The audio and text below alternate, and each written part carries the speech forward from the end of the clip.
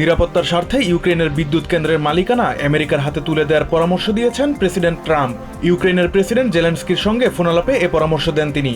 White house জানায়, রাশিয়ার জ্বালানি অবকাঠামোতে 30 দিনের জন্য হামলা বন্ধের মাধ্যমে সীমিত যুদ্ধবিরতিতে রাজি হয়েছেন জেলেনস্কি।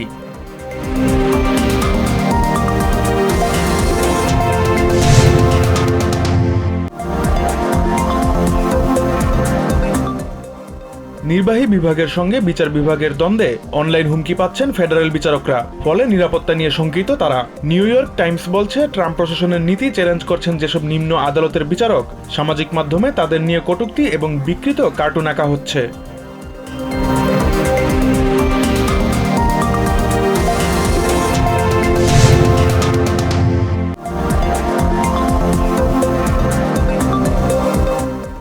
নিউ ইয়র্কের চালকরা আগামী 31শে মার্চের মধ্যে অ্যাটর্নি জেনারেলের কার্যালয়ে আবেদন করে উবার ও লিফটের ক্ষতিপূরণের অর্থ ফেরত পাবেন। গত বছর চালকদের কাছ থেকে চুরি করা $328 মিলিয়ন ফেরত দিতে উবার ও লিফটকে নির্দেশ দেয় নিউ ইয়র্কের আদালত।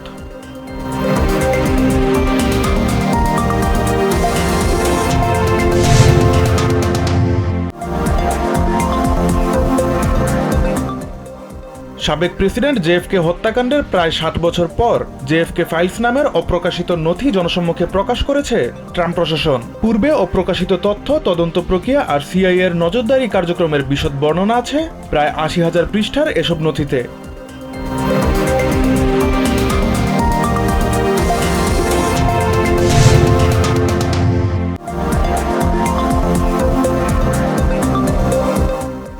নিম্ন আদালতে থাকা সবশেষ হত্যা মামলায় ঘুষ লেনদেনের অভিযোগ থেকে বিএনপির ভারপ্রাপ্ত চেয়ারম্যান তারেক রহমান সহ 8 জনকে বেকসুর খালাস দিয়েছে বিচারিক আদালত। তার আইনজীবীরা জানিয়েছেন, আর কোনো মামলা না থাকায় তারেক রহমানের বাংলাদেশে ফিরে রাজনীতি করতে এখন কোনো বাধা নেই।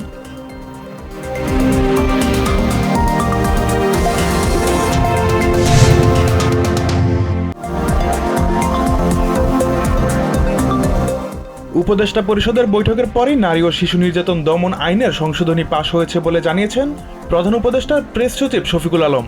বৃহস্পতিবার রাজধানীর ফরেন সার্ভিস একাডেমিতে নিয়মিত প্রেস ব্রিফিংয়ে প্রেস সচিব জানান, সংশোধিত আইনে বিয়ের প্রলোভনে ধর্ষণের সাজা 7 বছর করা হয়েছে।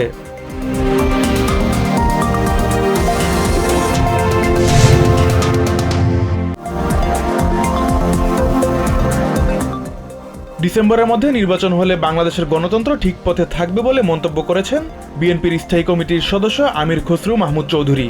নতুন রাজনৈতিক দলগুলোর উদ্দেশ্যে বিএনপির চেয়ারপারসনের উপদেষ্টা জয়নুল আবেদিন ফারুক বলেন, বাংলাদেশের রাজনৈতিক প্রেক্ষাপটে বিএনপিকে অবমূল্যায়ন করার কোনো সুযোগ নেই।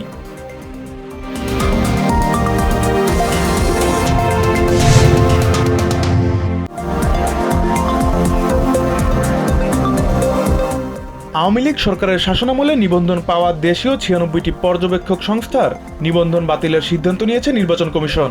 কমিশন ভবনে বৈঠকের পর সাংবাদিকদের প্রশ্নের জবাবে নির্বাচন কমিশনার আনোয়ারুল ইসলাম সরকার জানান, নতুন করে নির্বাচন পর্যবেক্ষক সংস্থার নিবন্ধন দেয়া হবে।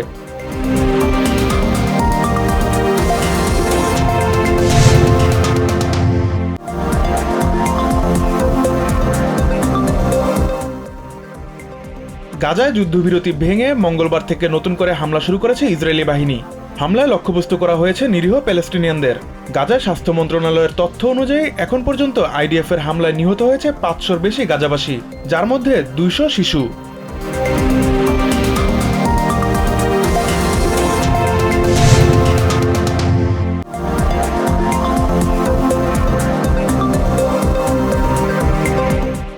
এশিয়া অঞ্চলের বাছাই পর্বের তৃতীয় রাউন্ডে বৃহস্পতিবার বাহরাইনকে 2-0 গোলে হারিয়ে সবার আগে 2026 বিশ্বকাপে জায়গা করে নিয়েছে জাপান। এ জয়ে সি গ্রুপে 7 ম্যাচে 19 পয়েন্ট নিয়ে শীর্ষে জাপান। দ্বিতীয় স্থানে থাকা অস্ট্রেলিয়ার পয়েন্ট 7 ম্যাচে 10।